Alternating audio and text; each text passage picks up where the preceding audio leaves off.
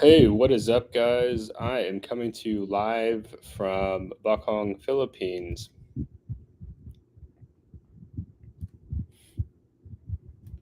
It's been an interesting journey to get here. I'm feeling well rested. I don't know how well I'll sleep tonight because I had some good coffee this morning, and they do have the Robusta beans here. Um, just drop a note in the chat.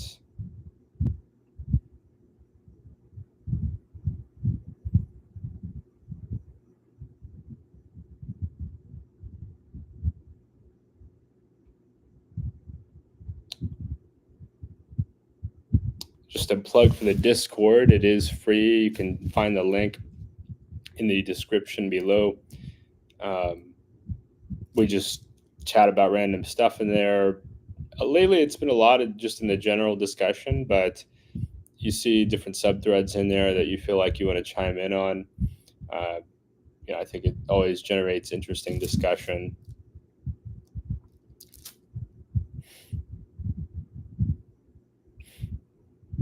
I am a little bit tired. I got up this morning about 6:30 and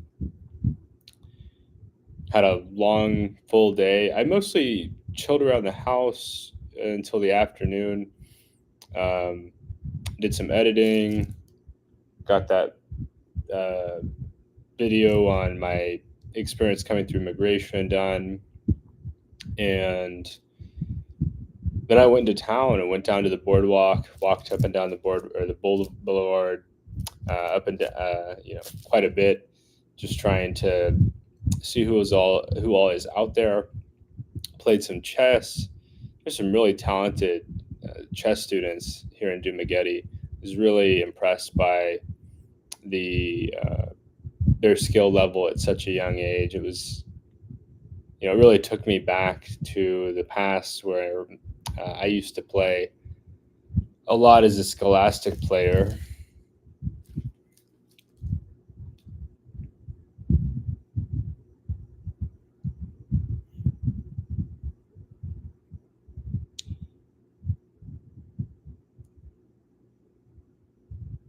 I do want to, one thing I want to mention here, and I'm trying to find the nuance, right? Because I think that's a big part of the goal of this channel is to find the nuance.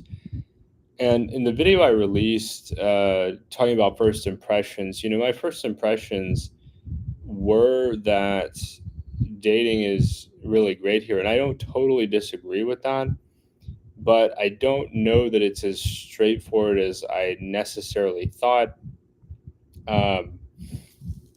To kind of dig into that, like basically a few nights ago or a few days ago when I got here, great to see everybody. Welcome, welcome. I ran into a woman and a group of her friends on the, hey, what's up, Michael? Good to see you. Thanks so much for joining us tonight. I'm coming to you live from Bakong, south of Dumaguete. And the internet here is just fantastic. I've been really impressed by it. But so I ran into this woman and a group of friends, and one of her friends asked me, hey, do you think she's beautiful? And then she kind of hid behind them and was giggling. And so I reached back out to her. I got all their phone numbers, just to be egalitarian about it. But I reached out to her and, just chatting about normal stuff, just making conversation, trying to learn more. And she mentions like eventually she does have a boyfriend and he's one of the people that, was with the group. And I'm like, that's awkward. Like her friend is like, I don't know how to explain it, introducing her to foreigners in front of her boyfriend. Um, so I'm not going to name any names, and certainly they're just having fun, but there's that element of like miscommunication, right? I mean, I don't speak Bisaya, so there's going to be some things that maybe they have a certain way of joking around in English, but if I spoke Bisaya, I could ask clarifying questions and get that information. But yeah, no, I mean, no big deal. It's just something to think about. Like, I think a lot of foreigners, we come to the Philippines thinking, oh yeah, they speak English. That's what's part of what's so amazing about the Philippines. And like, there is a different sense of humor here. They, uh, many of them, their first language is Bisaya, right? Here in the Bisayan region, Tagalog and Luzon. And Mindanao, I think it's mixed. They have some different dialects. Of course, they have, I think my buddy that lives in northern Mindanao, he speaks Bisayan. His mother is from Dumaguete. But there's other interesting ones, like Chavacano is still an interesting one. I'll throw the name of that down in the description below or in the chat below. It's actually a dialect of Spanish. And I need to look it up because I'm Chavacano. They speak it primarily in Zamboanga City. Uh, so it's just so interesting to me. They still have that Spanish here. Now I don't think it's spoken outside of uh, Zamboanga. I also think that they do borrow some words from English and from Spanish. Um, but yeah, just something to think about. Do I think I'm going to have challenges here? No. Like major challenges here dating? No, I don't think so. I think it's a matter of just getting out there and meeting people. I do plan to go to the Valencia market.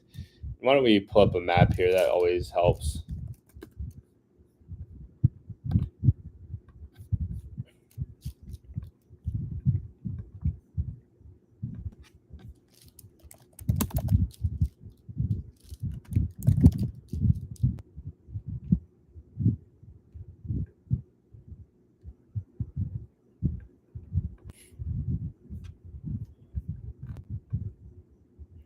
Yeah, so Valencia is up above the city, and it's like in the hills, and they have this famous public market on Sundays, and there apparently the vegetable ladies will be asking you, "Hey, are you single? Are you single, sir?" So I anticipate that I'll be getting asked if I'm single when I go up there on Sunday. It's Thursday night, so yeah, here in a few days I'll be going up there. I'm not exactly sure. Like I've heard that we could take a look at the map here. I've heard there's a way to not have to go to the center of town, that you can somehow get to the Bakong Valencia Road. So maybe maybe let's see here. Yeah, maybe you could take the public transportation. I do apologize, guys. I should clarify here that my allergies are acting up. So if I sound stuffy, if I sound a little slow, I'm gonna get some allergy remedy tomorrow. But yeah, in the meantime, it's just a little bit struggling with the allergies. So, but yeah, tomorrow I'll get some medicine for that. I have this menthol I've been using. It's this menthol stick here. Probably grab it from the side there so you can.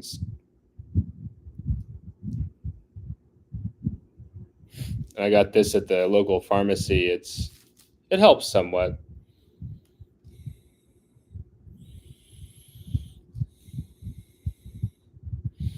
Initially, I thought I was getting another cold, and then I did research, and turns out some people do have some allergies here in the Philippines.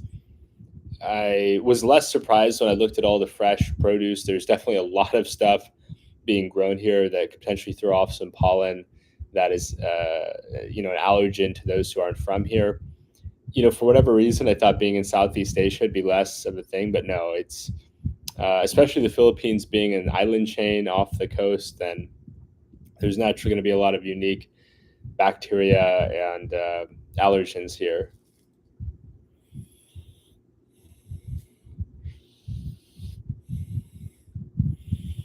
But yeah, so let's see here.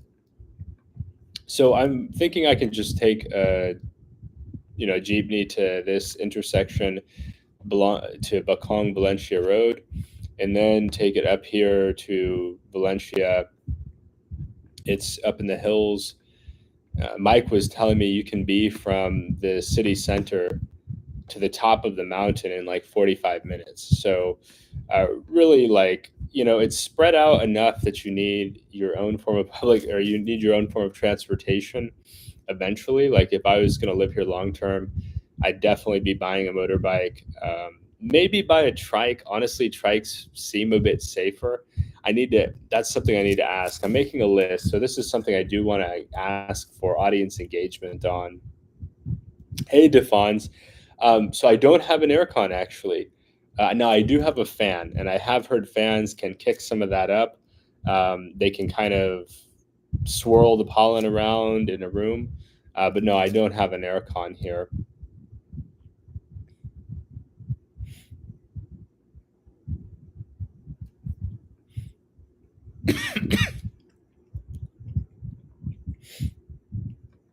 And let's see here. Where was I going with that?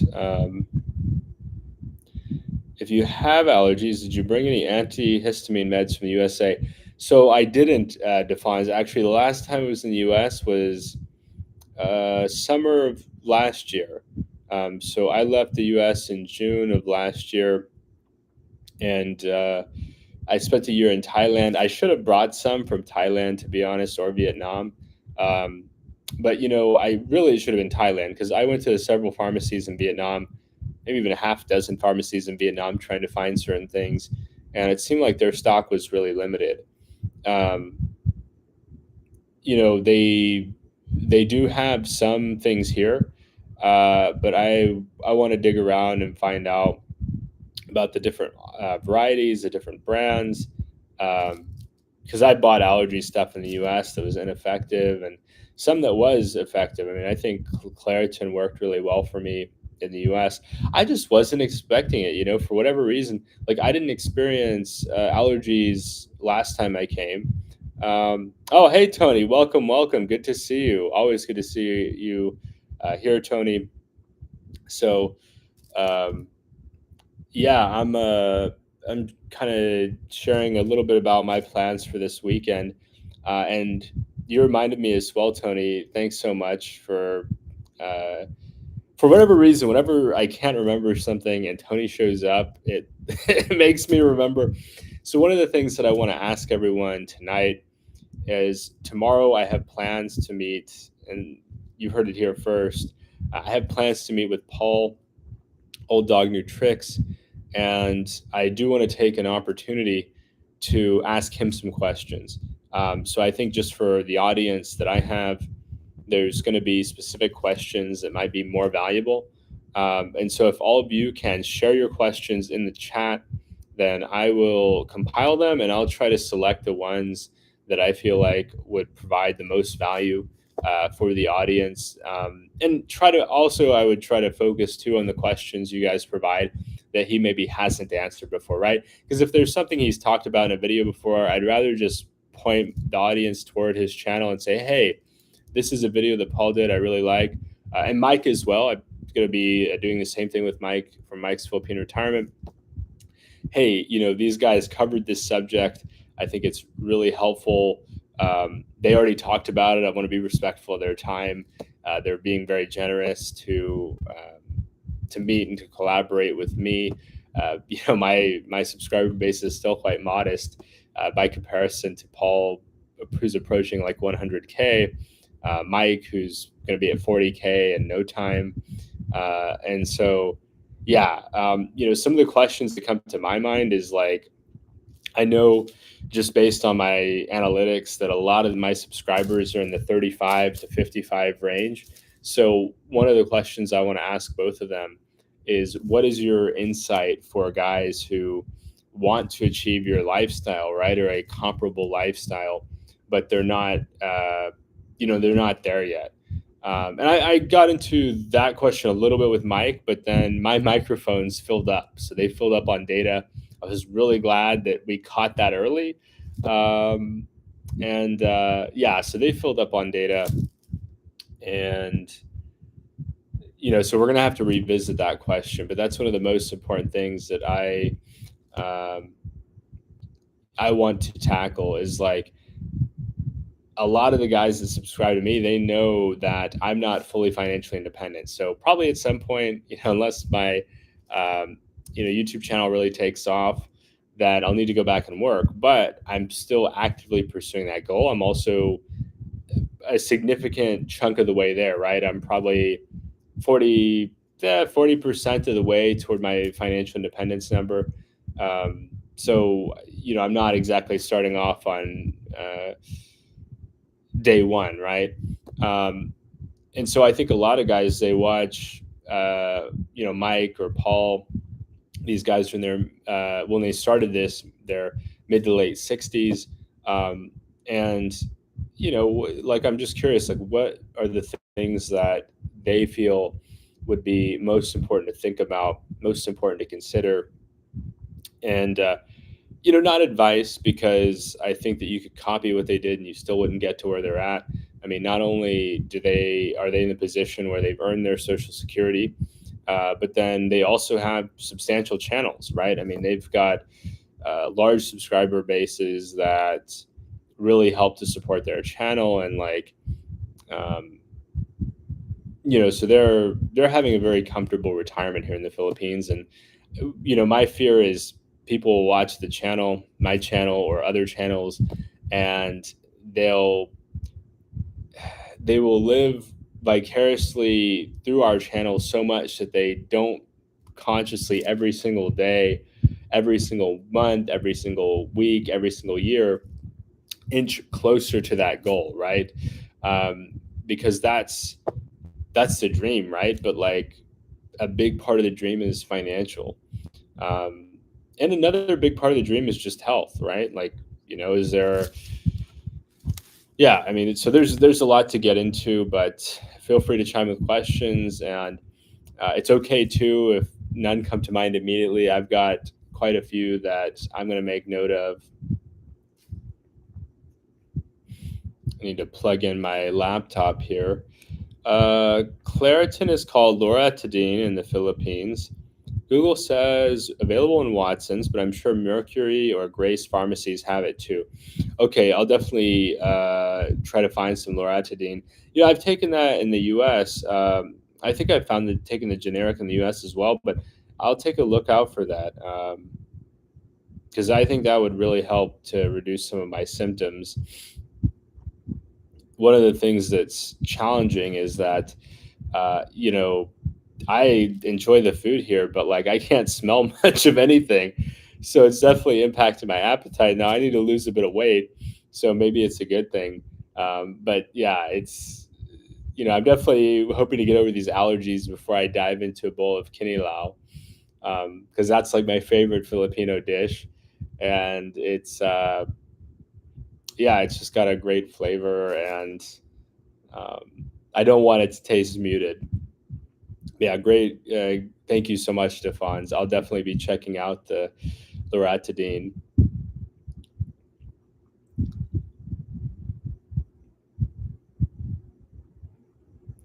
Something. Let's see here. Something that's interesting to me, Tony, that I wanted to mention, and I think this is relevant for a lot of my subscribers. I'm moving really quick, guys. I'm going to plug in my laptop here. Make sure we got this power going. There we go. Okay. So, Tony mentioned in our Discord conversation just about like, the struggle of, in North America, some of the isolation. That's something we can talk about. That's an ongoing conversation, by the way, as part of this channel. Is, I would say, expat mental health. Of course, I'm not a psychologist. I'm not a therapist. I did minor in psychology. I enjoy studying psychology in my free time. I think it's extremely important for my career in sales. I also think it's important for any would-be expat to kind of delve into it, because some of the issues that we talk about in expat life, they often are a it seems like there's a few things at play. One is financial, two is the psychology. Um, Dating in some ways is a function of psychology. It's all kind of intertwined and related, and it's not really comparable to back home. And so I think that's where a lot of guys get tripped up, is that they're not fully they they don't know how to handle the differences because they didn't they didn't realize how different it would be in some other countries. So in the Philippines, like it's just been really interesting to me to get attention in ways that I didn't get in other countries. Part of that is that in the Philippines, what you have is that it's this dynamic where it's it's friendly to all ages. What do I mean by that? People of all ages can have friendships. So I went down to the chess club, and a number of the guys there are retired Filipinos who retired from the U.S. or Canada or Australia. I think most are from the U.S. just because there's certain reciprocity agreements. It's easier for them historically to get some kind of initial visa into the U.S. and they can get a career going. They also have the family-based immigration in the U.S. where if one guy told me his wife, got a visa and then helped him to come over, and then once they finished up their careers, he worked in sales, she worked as a nurse, then they came back to the Philippines. Um, but these guys are in their 50s now. In the US, you know like it just wouldn't be as acceptable, right? Uh, for whatever reason, like being friends with people of different ages in the US is criticized. I remember growing up when I had friends, even like seniors in high school when I was a freshman. Oh, that's weird. Oh, that's so weird. Why do these older kids want to hang out with you? Why do you want to hang out with these older kids? We're talking a few years. So there's this neo-Puritanism in the West where people have very, very like black and white sense of morality and what everything should look like, right? This is the way this should look like. This is the way. And I guess it makes things more efficient. I guess it's there to control people. I guess it's there to help people make more money. I don't know, but I think that it's just not very good. I think it's not a sign of a healthy society because everybody can learn from people of all ages, in my personal opinion, and a lot of different experiences, right? Um, so, like in the Philippines, an older person can benefit from the energy of the youth. Let's put it that way. Just the excitement that everything's new to them. They're not burned out, jaded, and cynical, and vice versa. The younger person. Now, of course, not all older people are insightful, right? I mean, we've seen a number of expats do a lot of not very good things. Let's say not pro-social, harmful, potentially harmful. But there's a chunk of expats out there that they're wizened old wizards, and there's things that they could impart upon people of other ages, and so it's there's a lot to talk about there. Um, but yeah, feel free to chime in with any questions that anybody has. It's anything you guys want to talk about. This one will probably be a little bit shorter because I've got to get up early tomorrow. I need to be up by like about 8 o'clock uh, to head down to the city to be able to meet up with uh, with Mike and Paul. Hopefully, hopefully I respond well to the allergy medication. I'm gonna stop by where Fawn suggested, Mercury or Watson's or Grace, and grab some loratadine.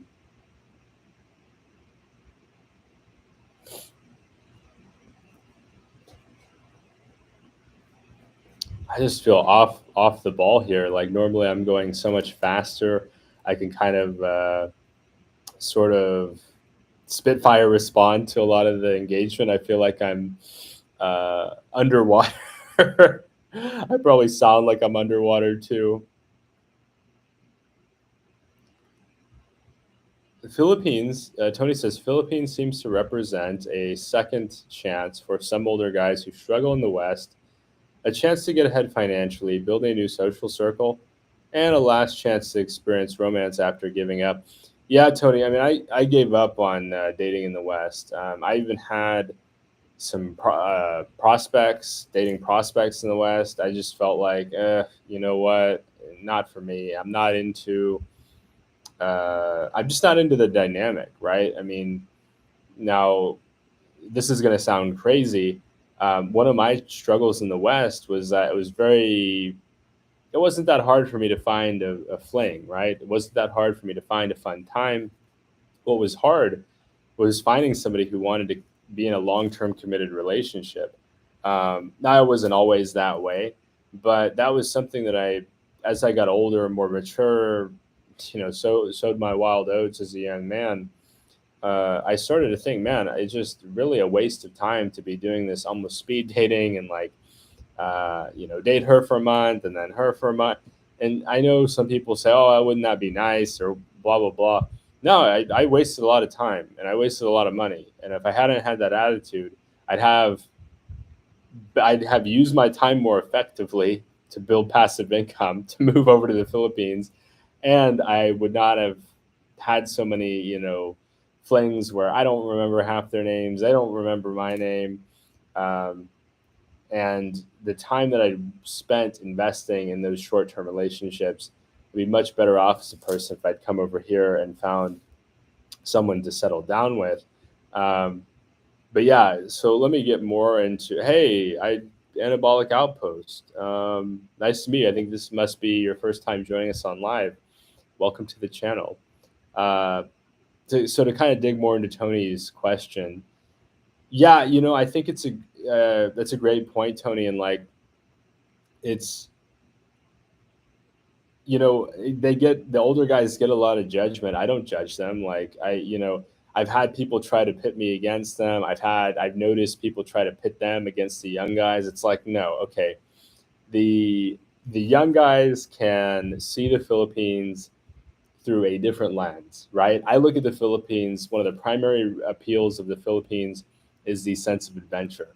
This place, to me, when I first got here 5 years ago to visit, was that it looks like um, it looks like a video game. Like it looks like somebody built a video game map and turned it into a country. That's how cool it looks. Like to me anyway. That's how beautiful it looks. Is it doesn't like it's still there's still times where it doesn't look real to me. I'm like, this looks like something that somebody designed to be aesthetically pleasing.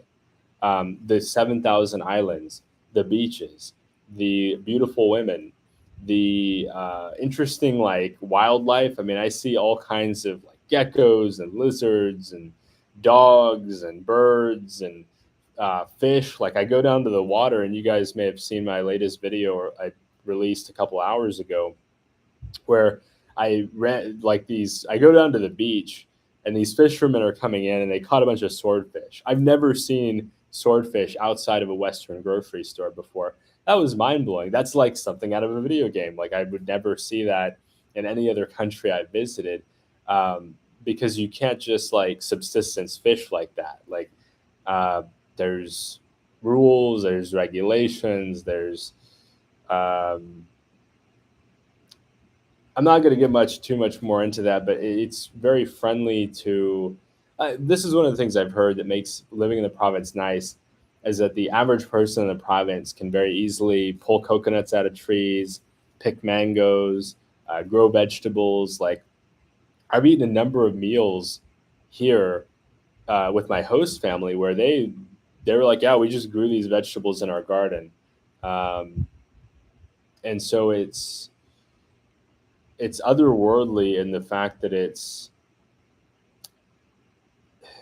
there's just so many things you can't do in the West. Like if you don't have substantial space in the West, you're not doing a garden. Not to mention, if you work a job in the West, how much time do you really have to put into a garden?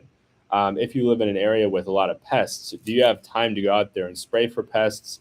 If you're, it's just very like the demands on your time in the West are so much so that there's really limited opportunity. Do I have friends that garden in the West? Absolutely. They tend to have done very well for themselves, and they're very very savvy individuals, more so than myself. I look at myself as more of an average person. Oh, hey, welcome, Frugal Wanderer. And yeah, getting ahead financially, Tony, great point. I mean, you don't have to have a car payment over here. Uh, I do want to. That's something I do need to dig into. Is can I try? I do want to find out if foreigners can buy trikes. So I think Bud Brown had a trike at one point, or like a tuk tuk. But I want to dig into that. Um, so let's see here. I just want to get the rest of Tony's comments here. So yeah, financially, Tony, you don't have to own a house. You don't have to pay property tax. I've heard, now I can't speak from personal experience. I've heard property taxes here are very, very low to the point they're negligible. Like I've heard of people forgetting to pay their property taxes for years, going down and paying them to pay them, and it being like $6. So yeah, I mean that's part of it.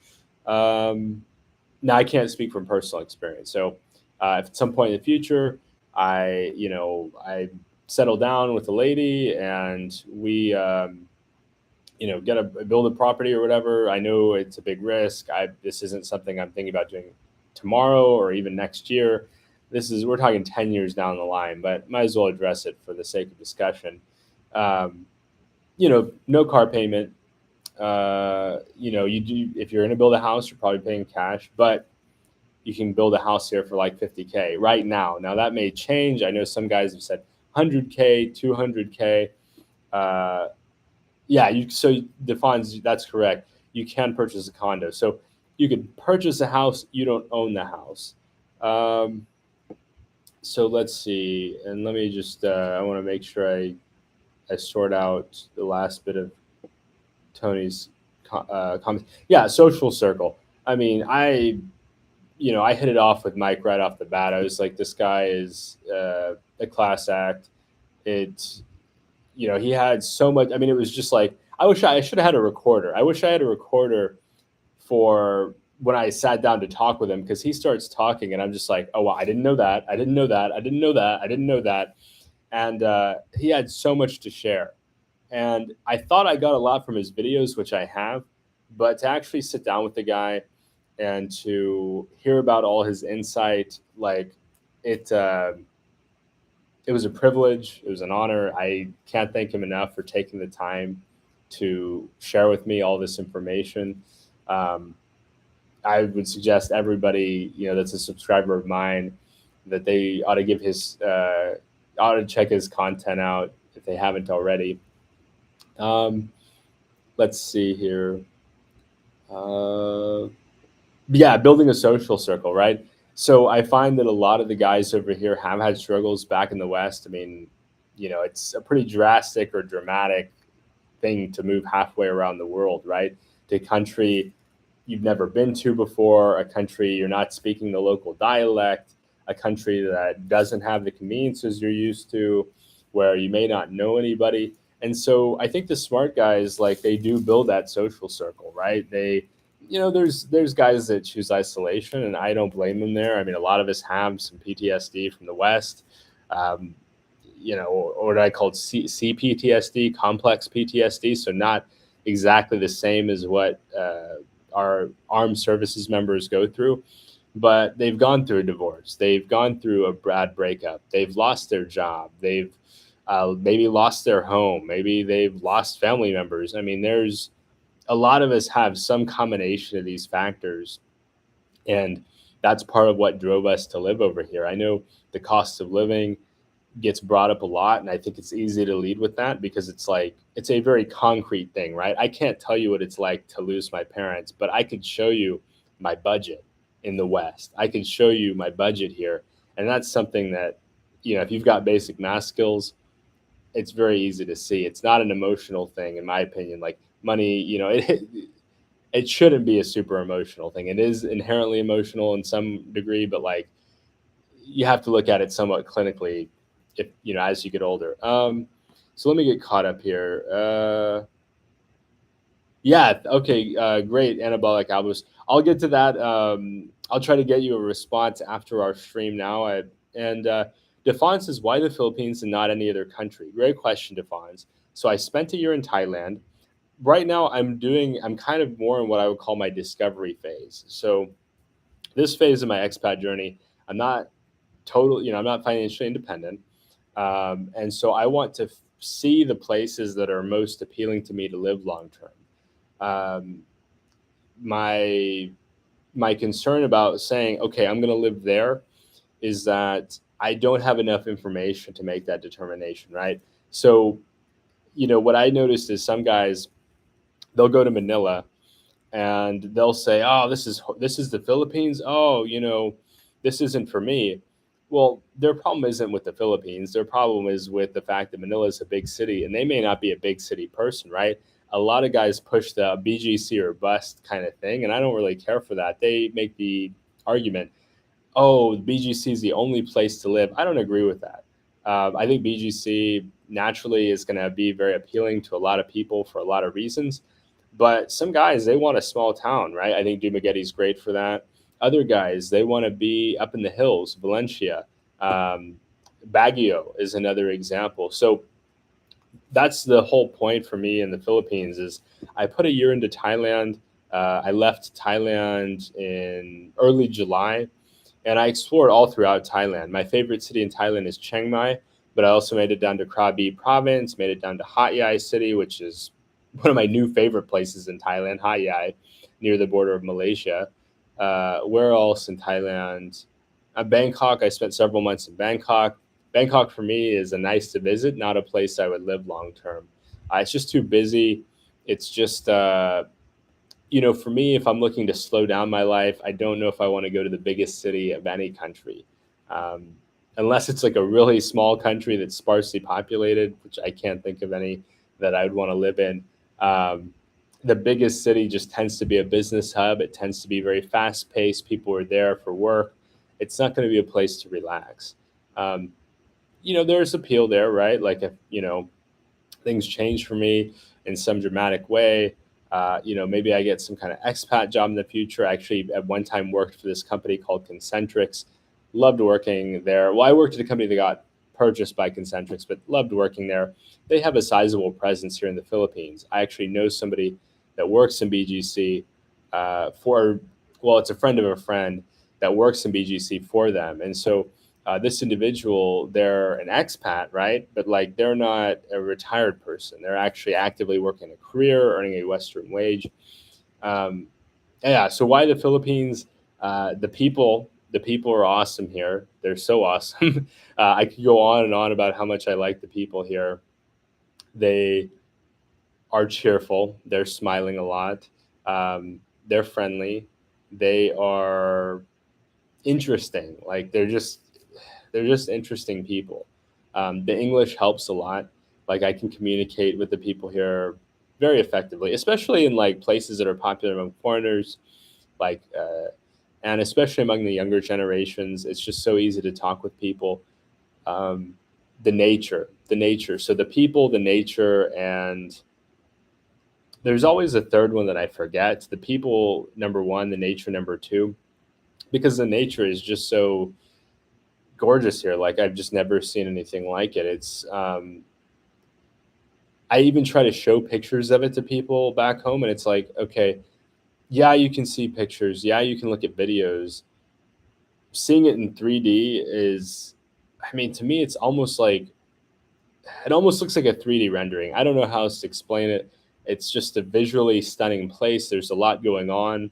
Like you go out in town and there's all this movement, and it's different from back home where it's like 6 p.m. rolls around and the streets are empty. They roll up the sidewalks as a joke I hear about life in the West. The People aren't talking to you. They're not engaging with you. You try to talk to somebody, they are probably not wanting to engage.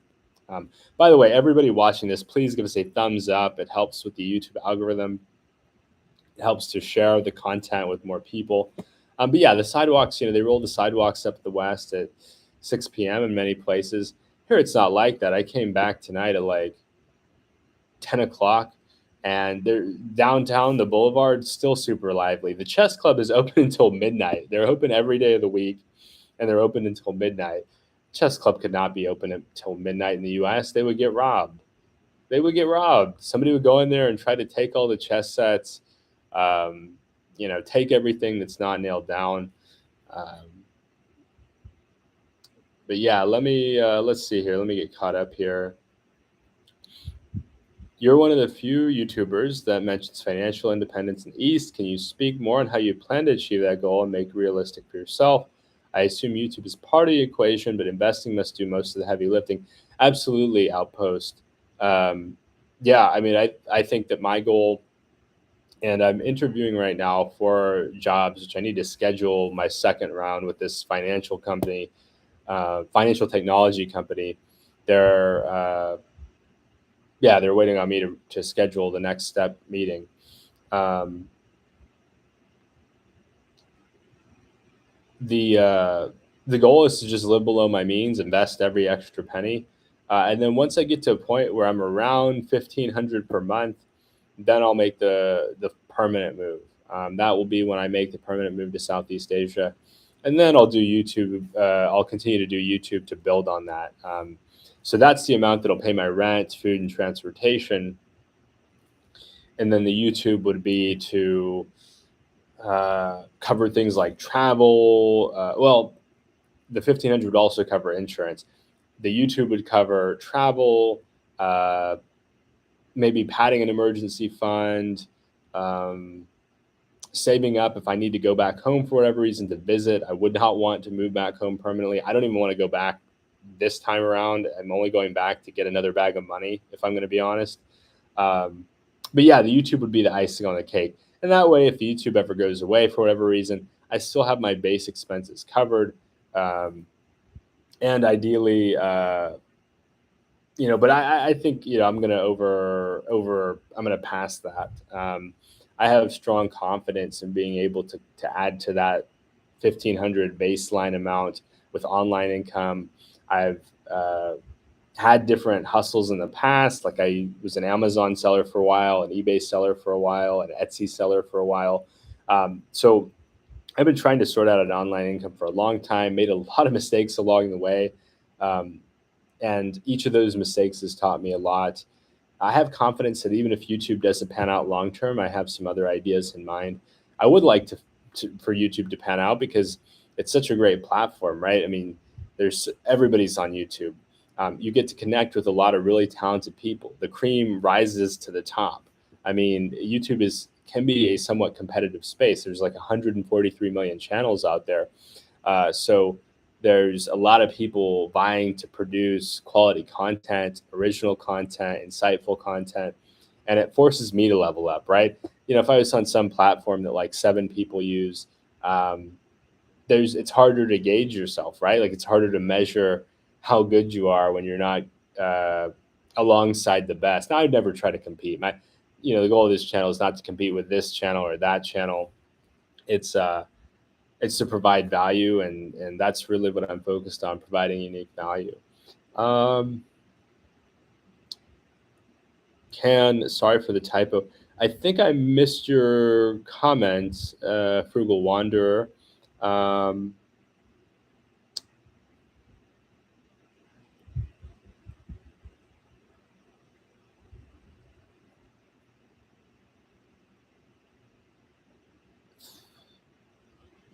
Defon says you don't see the actual swordfish in the West, unlike from the fisherman's boat. You just see the swordfish fillet that is already packaged in the grocery stores. Absolutely true, Defons. And also, I mean, like swordfish in the West is so expensive. The average person is not eating swordfish. Um, it's just far too expensive. I mean, it's the price premium on it is going to be so high. Like, yeah, you could look at it in the grocery store. You're not going to eat it for dinner. I uh, I have a host family here, and she mentioned they eat all kinds of fish that they wouldn't be able to afford if they had to go buy it. But they're, you know, as as uh, as locals, as citizens, they're allowed to go catch their dinner. So they're able to eat all kinds of interesting things that maybe out of budget if they had to pay for it out of pocket. But one of her sons is actually a great fisherman.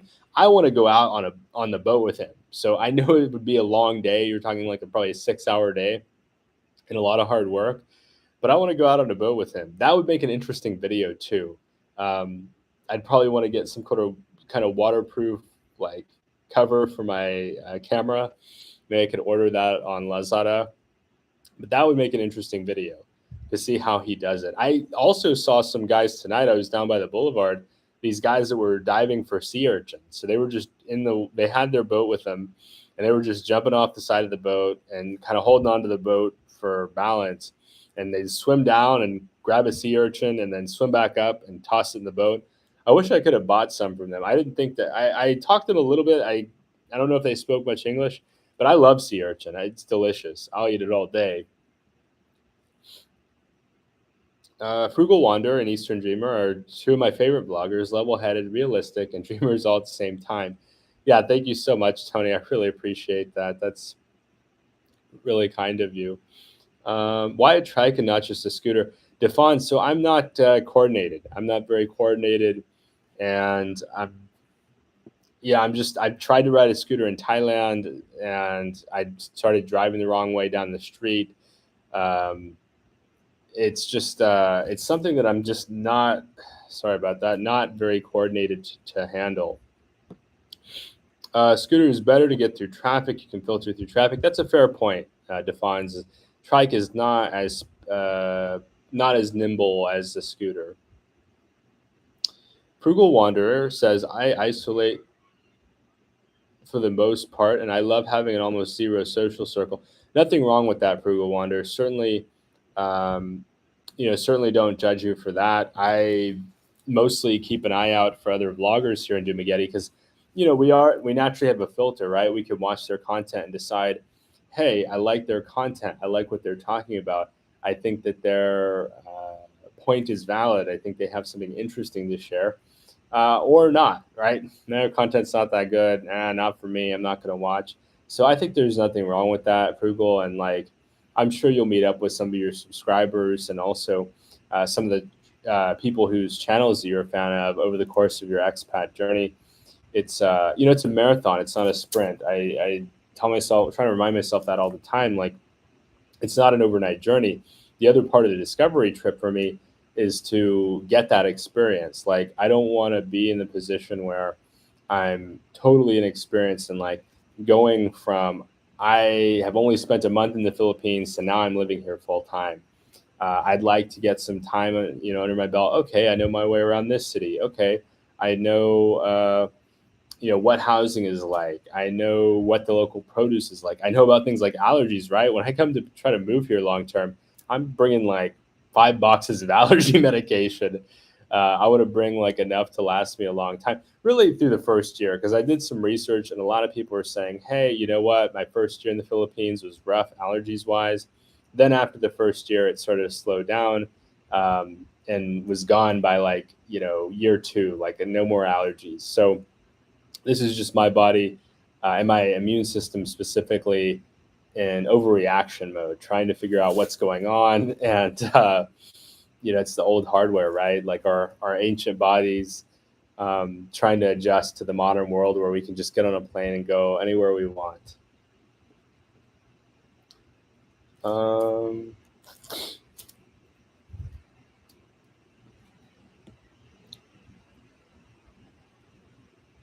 Me as well. Tony says, me as well, Frugal Wanderer, but I like the idea of having an option of a small new circle if I want one in the future. Not easy to do in North America. Yeah, so this is, once again, an inspired comment from Tony where I could go on and on about this for an hour. I'll try to be succinct out of respect for Tony and everyone's time. But in North America, my experience has been everybody makes their friends in high school and young adulthood. So their social circles are set by like 22. I moved to California when I was 25, And by 25, uh, my non-immigrant friends, most of them I noticed, they already had their social circle. They grew up with these different folks. They went to high school with these folks, maybe even middle school. They had all this shared history, and I'd go out with them. They were welcoming, they were kind, but it's like there's only so many times people could talk about, oh, you remember this, you remember that. And I wasn't there for that, right? They weren't trying to be rude. They weren't trying to be exclusive or being ugly to me. But like, part of friendship in the West is shared hardship or shared struggle. And when you're an adult, like, you've been through a lot of hard times, right? I mean, you've already gone through a tough breakup. You've already potentially gone through some financial challenges, and you've figured out different aspects of life that a younger person hasn't figured out yet.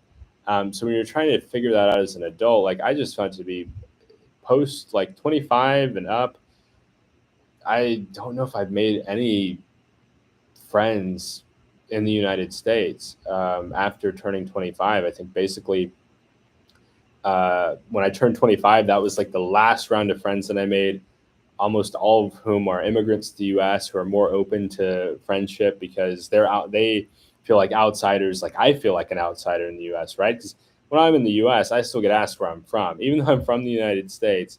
I still get asked. I got that perpetual foreigner vibe. So I relate a lot to my immigrant friends in the U.S. I'm like, oh, you guys get treated like, you're not welcome here. Well, I'm happy to commiserate. I'm happy to chat about it. Now I know that's not the case for you, Tony, but I still think there's something to be said about people basically being settled by 25. Like, you know what? I met all the people I need to meet. I've made all the friends I need to meet. And also I think people just get, around that time they start to get into their careers. They're worried about money. I mean, life is so expensive in the West, and a lot of people can't really lean on their families. So it's like, okay, do I put time into this friendship in a transient culture, or do I just focus on work? Because if, I'm not sure about your experience, Tony, but in my experience, I left my hometown at 22, really at 18. I got kicked out at 18. And then I moved again at 19. And then I moved again at 22. And then I moved again at 25. And I moved several times throughout my childhood. So by the time I was 25, I'd moved probably 8 or 10 times. And that doesn't lend itself to building long-term relationships because there are bits and pieces missing from the lives of other people that I tried to reconnect with. So I just would move, even I would have to move growing up neighborhoods in my hometown, and that was enough. That was enough to break friendships because, like, I had to move away before middle school, and then I moved back to my hometown after middle school.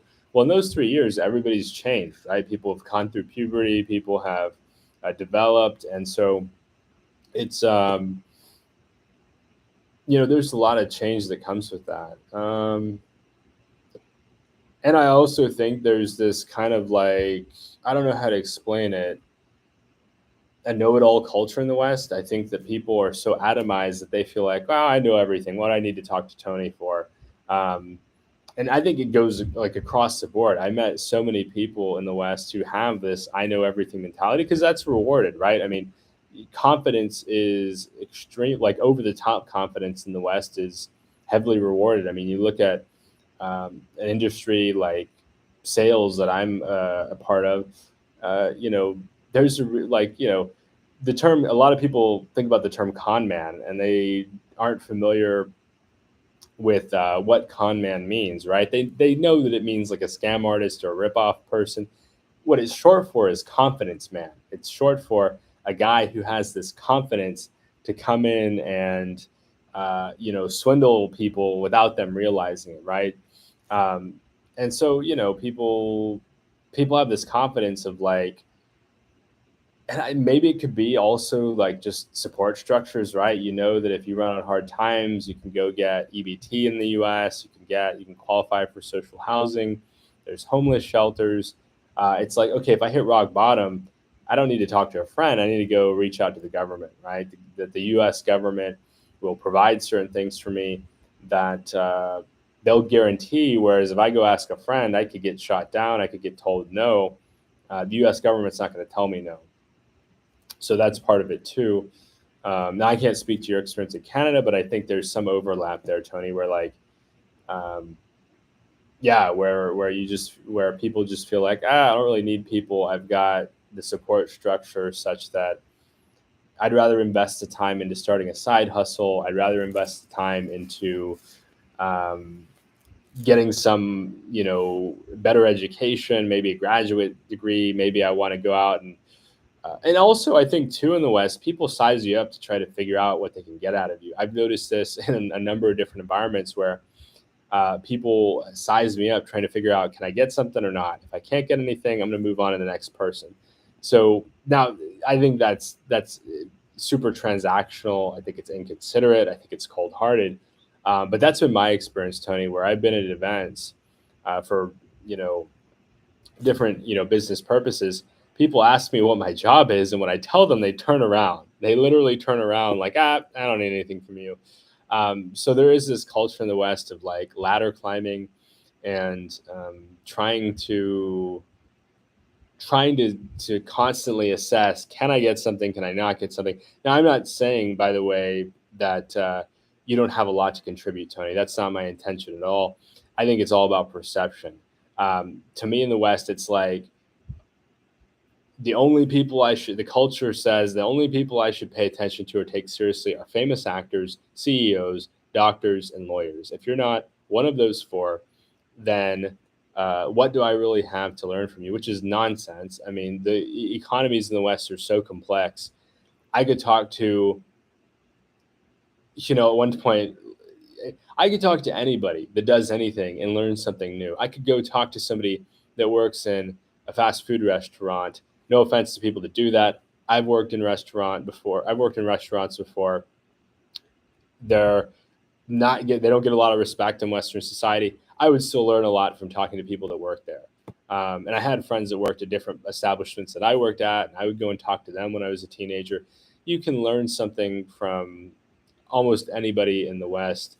Um, Now, is it always going to be pertinent to your job? No, right? I mean, if I'm trying to be a lawyer, am I going to, try to apprentice under a fast food manager? Okay, probably not. They're probably not in the legal industry. They're probably not qualified to guide the early steps of my legal career. But that doesn't mean they don't have something valuable to offer. That doesn't mean that they don't have something insightful to talk about. Um, so yeah, I think in the West it's just becoming more and more of a transactional culture. As things become more and more expensive and people are more financially stressed, I think it just gets worse. Um, let's see here. Let's get caught up here. Anabolic says, thanks. I have about 200K in investments and know it's not enough to retire, even in the East, but looking for inspiration to close the income gap. Yeah, I mean, I would say like what I did. I'm not going to instruct you, Outpost. I try not to do advice as much as possible. I just think advice is not where I excel. But what I look at is commission sales, right? So eat what you hunt kind of thing, where the more you sell, the higher you get paid. Specifically, selling expensive stuff, um, selling stuff that costs a lot, where there's a high margin. I focused on technology sales because technology is an industry with high margins. Um, and so that's something, like that worked for me. Um, but yeah, it's a long process. I mean, some people tell you just start an online business. Well, if it was that easy, everybody would do that and leave the leave the West. A lot of people would do that and leave the West if it was as simple as a snap of the fingers. I mean, you've got forums of tens of thousands of guys trying to figure out how to get out of the West. It's it's tragic. I mean, it is tragic, but there's also a whole lot of beauty on the other side of the struggle, and I try to keep that in mind when I think about going back to the West. I'm filled with dread. Um, I'm filled with anxiety, uh, but I know it's potentially, I get back into sales like probably 4 years away. I'll get to that 1500 point. Outpost says you need to look at S&P 500. It's up 6% over the last week. Um, I don't. Defon says I don't even want to look at my investments there these last few weeks. Yeah, it's been rough. I mean, My portfolio was down 5% in a couple of days. Um, so that was a pretty substantial drop for sure. Defon says 1500 is cutting it close. Yeah, I mean that's a fair, that's a fair assessment. The 1500 would be 1500 plus an emergency fund, right? Plus a sizable emergency fund. So it wouldn't be like, okay, 1500. I hope nothing bad happens. It'd be like 1500, and uh, I've got this stack of cash. I've got this substantial stack of cash that is enough for a repatriation situation, right? Flight back, rent back home, all this other stuff back home. I could go get a job, that kind of thing. Um, Tony says, have to run. Thanks for the chat and symbolic cup of coffee, Eastern Dreamer and Frugal Wanderer. Thanks so much for joining us tonight, Tony. Your thoughts and comments are always welcome. Defon says, unfortunately, they do not have size minimums there for fish. And I see. I did not know that. Anabolic says, let's see here. Have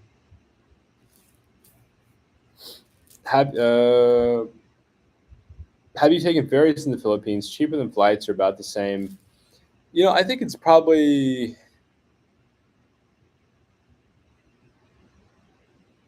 It depends. So it's kind of this like hub system here where a lot of people have to fly to Cebu or Manila and then fly again. It's kind of tricky. I would say I would say it's cheaper, but it's also more time consuming, and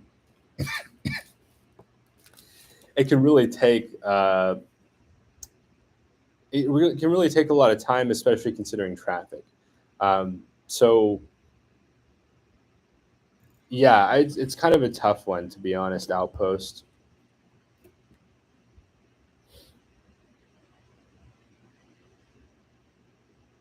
I have taken some here. Like I took one to Chemigan, which we'll zoom over there. I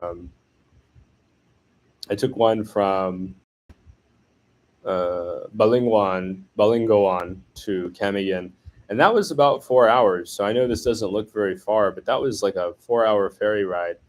I could have basically, and it was a 2 hour. So it was like 2 hour public, or not public, but it was like a van. I think we rode in a Sprinter van from CDO to Balingoan. So just to get from here to here was like 6 hours. So distances are very deceptive in the Philippines, much more so than anywhere else I've been in the world, where people will see the distance. They'll see, oh, it's 40 miles. Well, 40 miles could be like a ferry ride and a jeepney ride or truck. Transportation logistics definitely more complex here than some of the surrounding countries.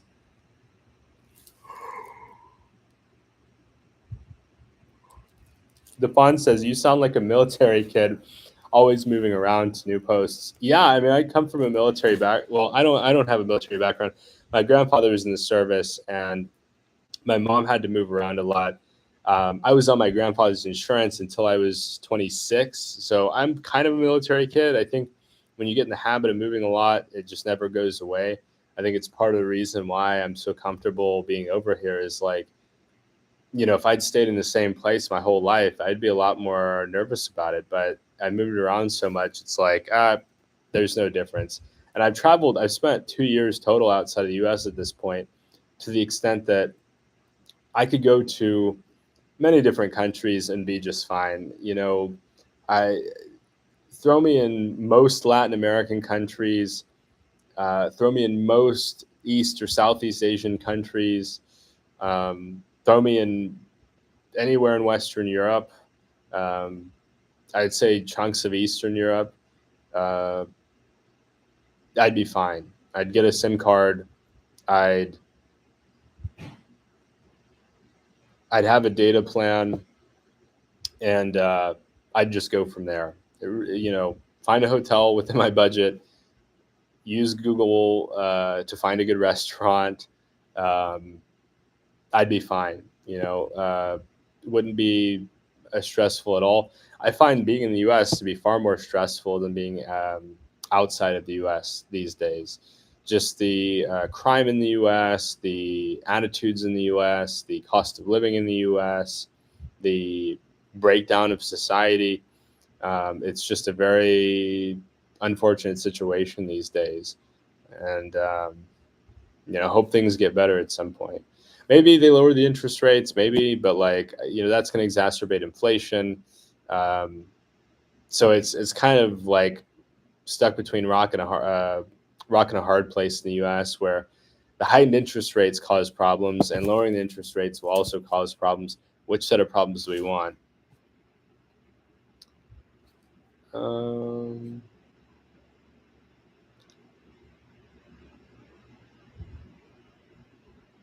Hi, oh, MotoGab. Hi, Alex. Good to see you again. I hope you go to Star City and Enchanted Kingdom. I'm gonna look that up, MotoGab. Star City, Philippines. Oh, and in Metro Manila. Very cool. Interesting. Enchanted Kingdom. Thank you for the call out, MotoGab. Oh, these are theme parks. Um, yeah, they may be more oriented MotoGab toward families, but I'm certainly not opposed to checking them out at some point. This is a great country to start a family. Um, Maybe one day that'll be me. Uh, Anabolic says, I'm actually in sales, selling roofs and siding projects on commission sales, but obviously I would need to find a remote position, which seems much more difficult. Yeah, due to tax reasons, they they want people to be based in the U.S. I think it's also a method of control. Like, hey, stay here, pay your taxes. I certainly felt that way in the U.S. I remember asking at a place I'd worked in the past, hey, could I travel? Like, oh no, you got to stay here. Um, and so that's how part of how they control people and stop people from leaving. Um, and yeah, so you know, it's really hard. I made a lot of sacrifices outpost. I lived in a tiny shoebox apartment. I mostly took public transit. When I go back, if I get a job in California, I'm strongly looking at selling my car because that gets rid of parking fees. That gets rid of paying for expensive California gasoline.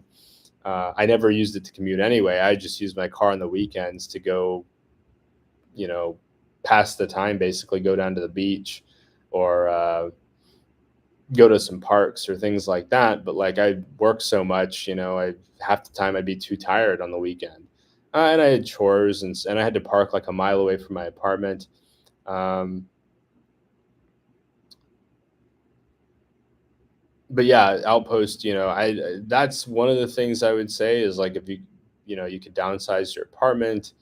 But I don't know where you live, right? I'd have to ask a lot of questions to get a better sense of your background, where you live. Like, do you own your home? Are you renting an apartment? Do you have to go into work? Can you work remotely?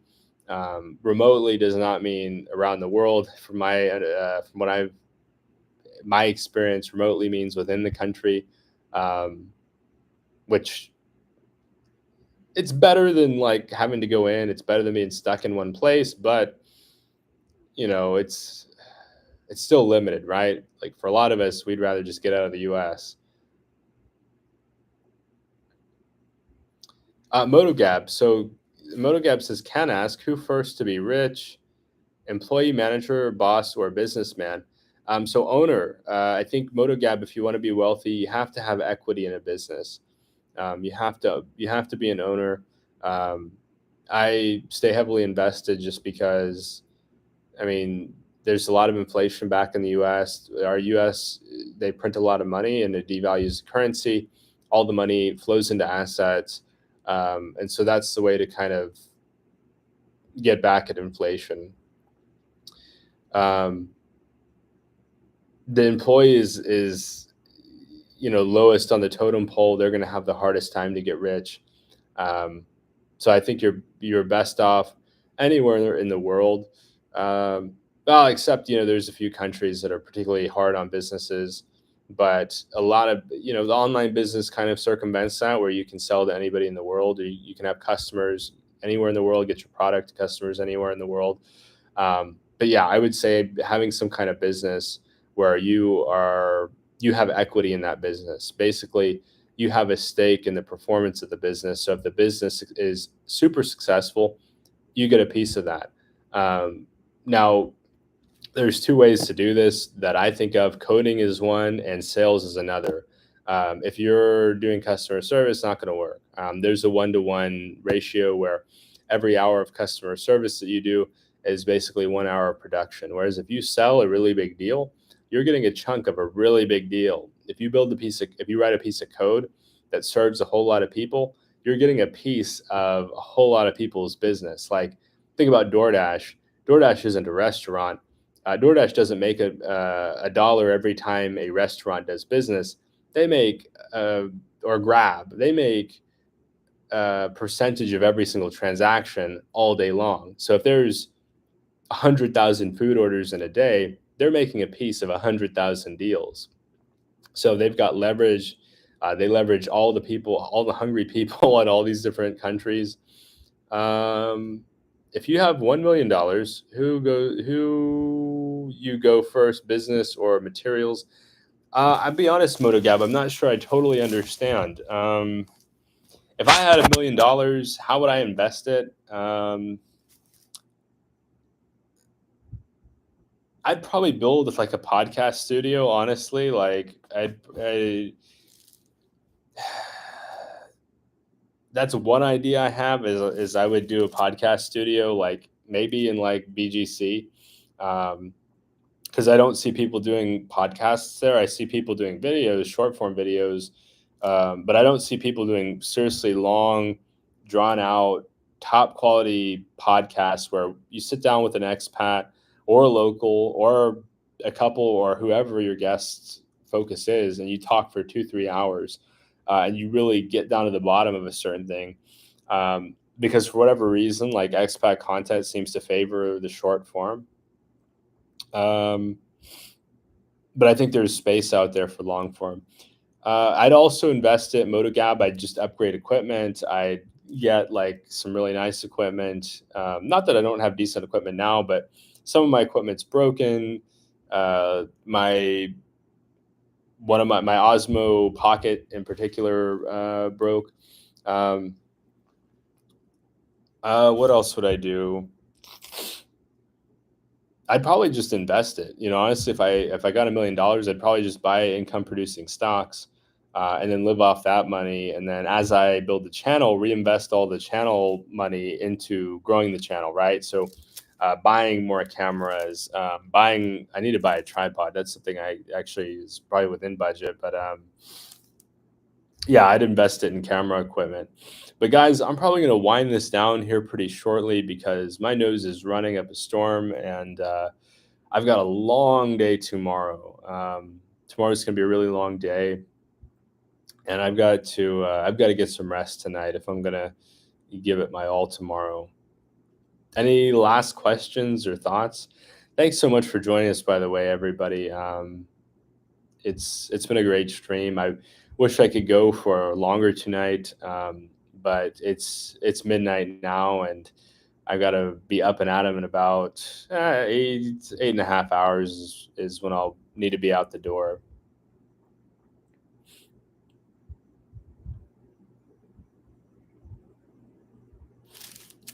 But yeah, I mean, it's there's a lot to think about, MotoGab. You have some really great questions, and I appreciate your input. And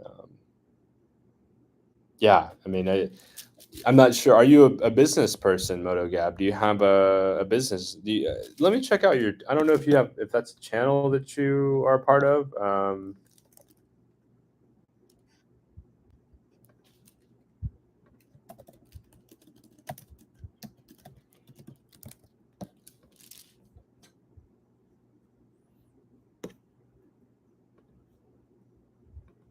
You might want to start a channel, MotoGab. I'm not sure about your background, but if you have like just a cell phone, then you could start to record some videos, maybe showing people your town or your city, maybe talking a little bit about it.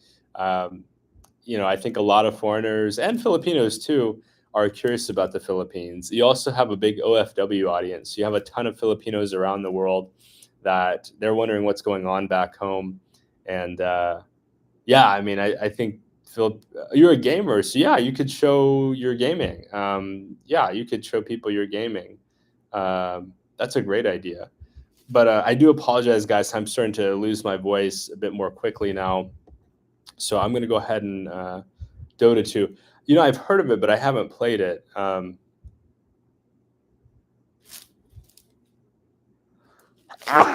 Yeah, so I'm going to call it. Sorry, guys, for the allergy-ridden stream, but I think it's about time for me to call it. Hope everybody has a wonderful weekend. I'm having some allergies, Moto Gab. So I've got some really bad allergies, and tomorrow I should be getting some allergy relief. That's the plan. I'm going to have a good night's rest. So thanks so much, everybody. I'll see you next time. If you're watching this on replay, if you haven't subscribed, please subscribe down below. Give us a thumbs up. It really helps with the channel. And comment, if this has been helpful for you in spite of my allergies, then I greatly appreciate your dialogue and look forward to chatting next time. Take care, everyone.